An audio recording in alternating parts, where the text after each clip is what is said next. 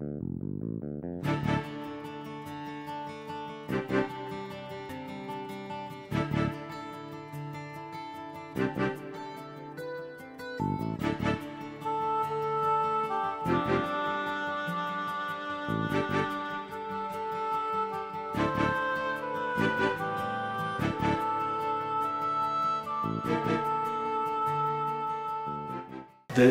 are several important challenges for me. The challenges is to be able to grasp more what is happening within the cell. And so typically for me, let's say, so this is probably one of the main challenges of system biology today. But you know, the cell is involved in, for instance, in a large number of reaction, of biological reaction. And so we have an idea of the biological reaction. We are not able to transfer that in terms of, let's say, mathematical models that could help us to get a better understanding of the, first of all, better understanding of the behavior of the cell, and also to have models that could help us to monitor and control, let's say, the behavior of the cell. So in the future, that's probably an important challenge.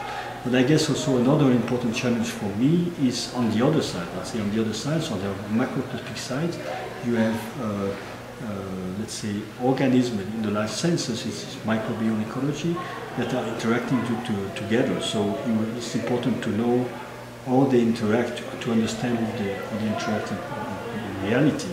And so to come up to a model that are able to emphasize, let's say, this kind of interaction in the future, and for the same reasons. I mean, we know that we are in the process of, let's say, for climate change, for instance.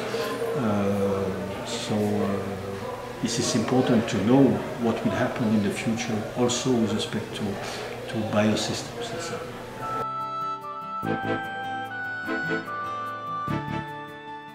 Oh yes, for me, yes, definitively, yes.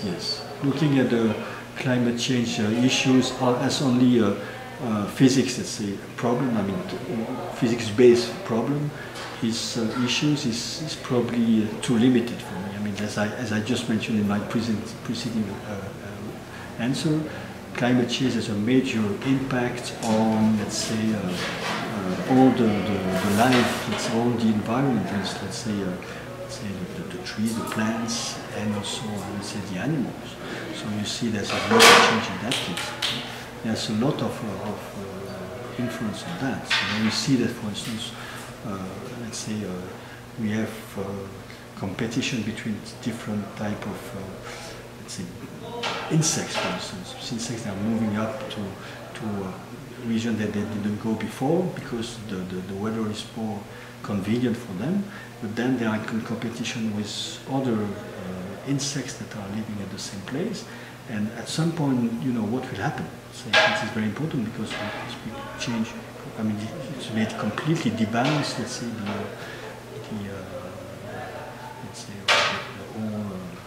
whole environment. So what will happen in the future? That's why for me it's very important to know that. Yes.